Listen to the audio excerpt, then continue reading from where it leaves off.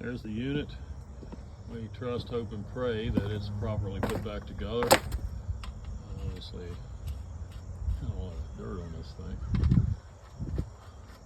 We're just making sure the brackets are going to end up in the right place. And there are 2 dowel pins on, I don't know if I can show them to you, I don't know if that's what see them, but they're on the engine block that need to insert into their homes in this transmission bell housing.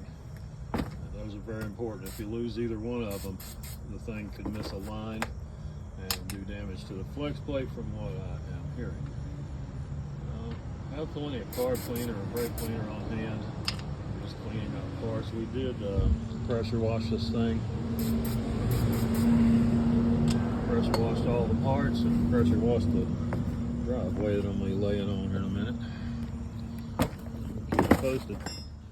Using some Lucas Red and Tacky. It's got anti-seize agent in it. Some of these bolts were very difficult to get out.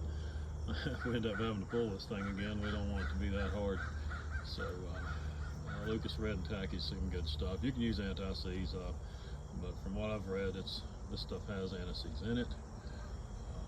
Way the next person behind you won't have to struggle getting the bolts loose.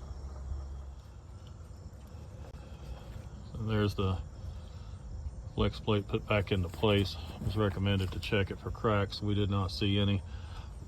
I think we got 5 or 6 cable plugs here. This thing here was loomed really tightly to this main wiring harness. And best I can tell, that's an extra of some kind or another. I don't know where it goes. It may have been loose from the beginning, so this is kind of what we're kind of up against, figuring out what goes back where. We have to get the transmission up and into place here, and it will need to go around this dowel pin and this one. These are hollow dowel pins because bolts will run through them. So I'm just going to move some wiring out of the way, see if we can get this thing into place. Okay, my son's under the van here lining up the torque converter with the flex plate so we can get those 4 bolts in. You see a lot of new suspension components on this thing. It's basically going to be brand new up front.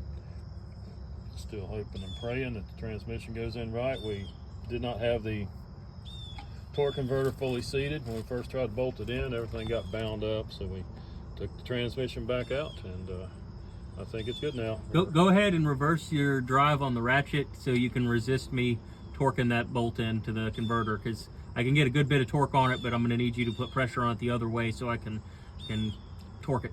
Got it.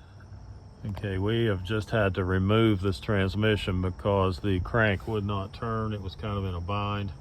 We had it all, well, we had it bolted up on these dowel pins here. You got one on either side. That's my finger, there it is. One over there as well. Everything looked good, but we couldn't turn the crank. So it looks like we may need to change the thrust washer in this unit to make it a little bit thinner. It was after the torque converter was bolted in. Maybe it just got too much in a bind. Not really sure. In any event, we were soldiering on. Confident it was Yeah, I think we didn't get the torque converter seated fully. Let's try it again. okay. So we've had to pull this thing back out. Is it all bound up when we got the transmission? Okay, that's the first set of splines. And let me see, I think that might be as far as we got it. Well, no, get it one more. Then you got to kind of fiddle with it a little bit. Up and down. And it's still not all the way. That's where we left it on. But it needs to go one more, I think.